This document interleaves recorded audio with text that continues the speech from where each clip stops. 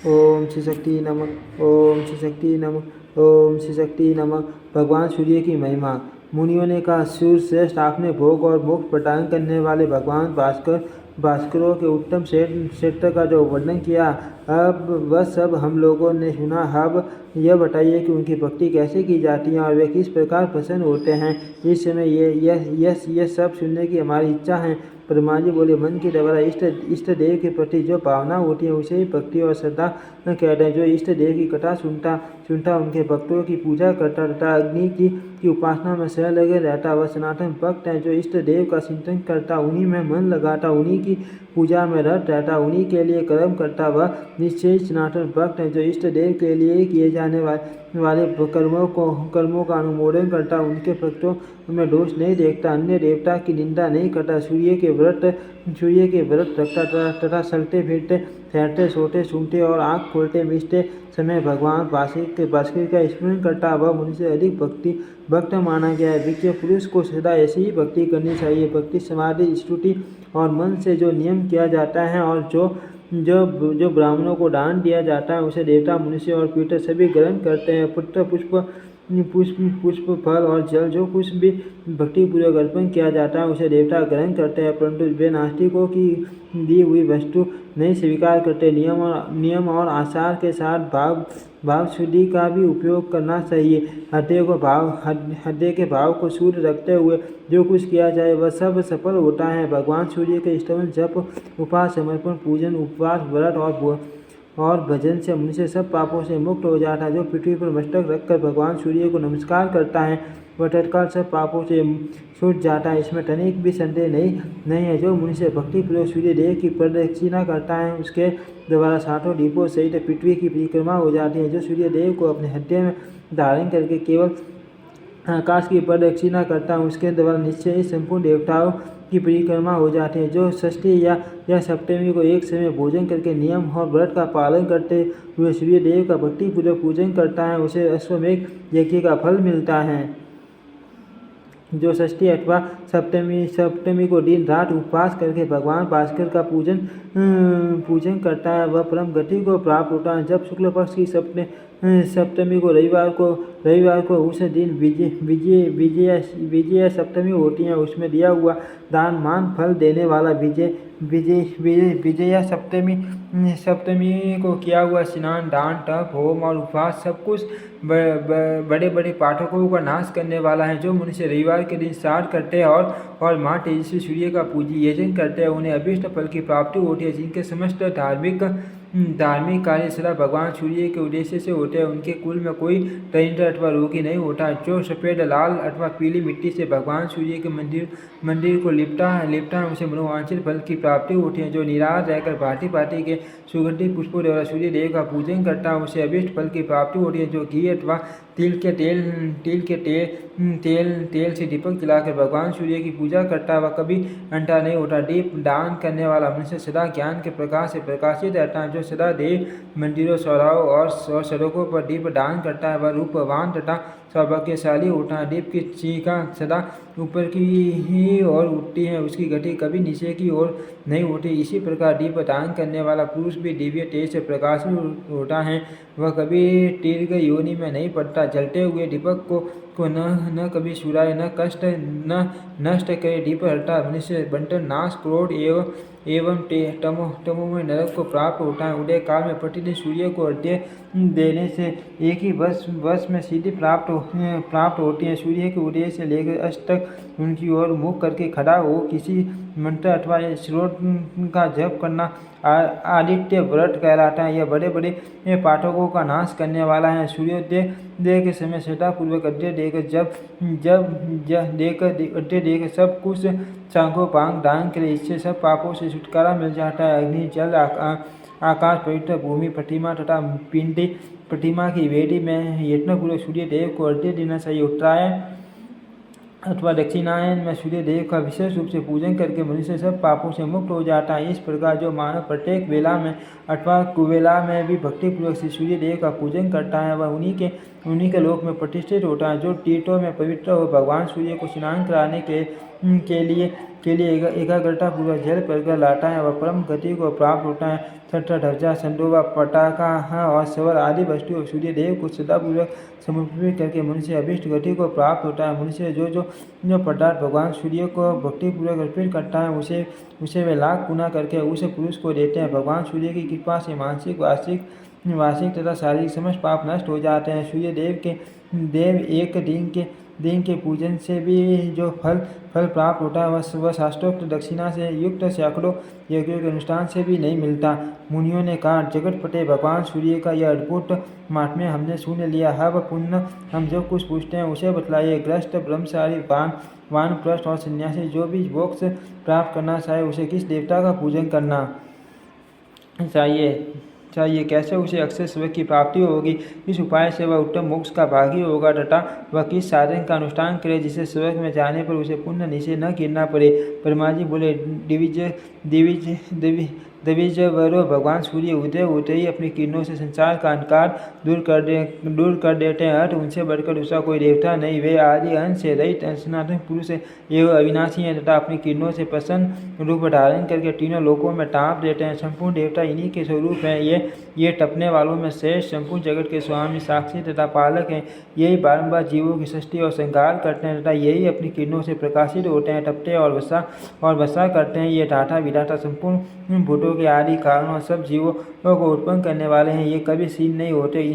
इनका मंडल सदा अक्षय बना रहता है। ये पितरों के भी पिता और देवताओं के भी देवता हैं। इनका स्थान ध्रुव माना गया है जहाँ से फिर नीचे नहीं गिरना पड़ता। सृष्टि के समय संपूर्ण जगत सूर्य से ही उत्पन्न होता है और प्रलय के समय अत्यंत तेजस्वी भगवान भास्कर में ही उसका लय होता है। असंख्य योगीजन अपने कलेवर का परित्याग करके वायु स्वरूप हो तेजो राशि से भगवान सूर्य में ही प्रवेश करते हैं। राजा जनक आदि ग्रस्त योगी वालखिल्य आदि ब्रह्मवादी महर्षि व्यास आदि वानप्रस्थ ऋषि तथा कितने ही सन्यासी योग का आश्रय ले सूर्य मंडल में प्रवेश कर चुके हैं। व्यास पुत्र श्रीमान सुखदेव जी भी योग धर्म प्राप्त करने के अनंतर सूर्य की किरणों में पहुंचकर ही मोक्ष पद में स्थित हुए हैं। इसलिए आप सब लोग सदा भगवान सूर्य की आराधना करें, क्योंकि वे संपूर्ण जगत के माता पिता और गुरु हैं। अव्यक्त परमात्मा समस्त प्रजापतियों और नाना प्रकार की प्रजाओं की सृष्टि करके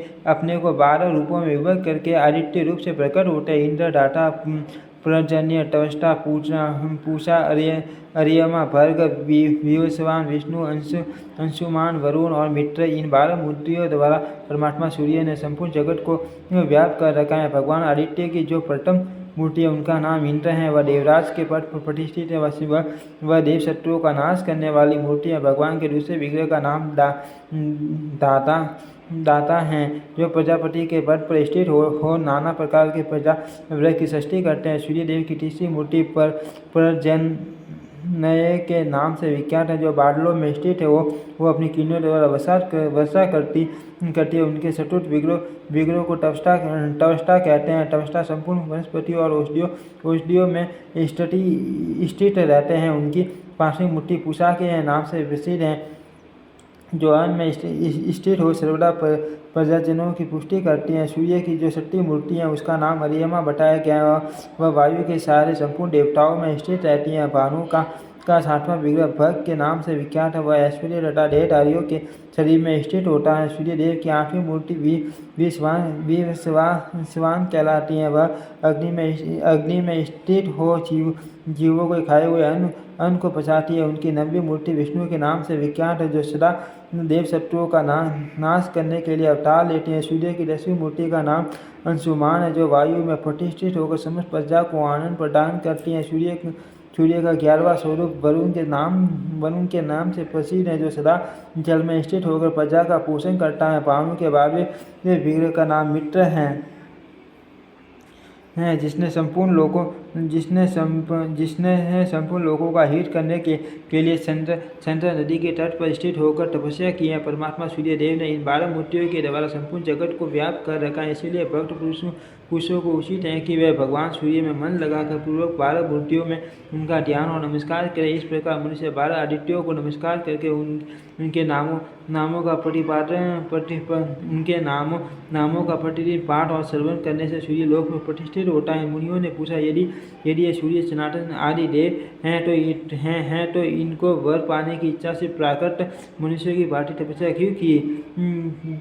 तो इन्होंने वर पाने की इच्छा से प्राकृत मनुष्यों की भांति तपस्या क्यों की? ब्रह्मा जी बोले, ब्राह्मणों, यह सूर्य का परम गोपनीय रहस्य है। पूर्व काल में मित्र देवता महात्मा नारद को जो बात बतलाई थी वही मैं तुम लोगों से कहता हूँ। एक समय की बात है, अपनी इंद्रियों को वश में रखने वाले महायोगी नारद जी मेरुगिरी के शिखर से गंधमादन नामक पर्वत पर उतरे और संपूर्ण लोकों में विचरते हुए उस स्थान पर आए जहाँ मित्र देवता तपस्या करते थे। उन्हें तपस्या में संलग्न देख नारद जी के मन में कौतूहल हुआ। वे सोचने लगे, जो अक्षय अविकारी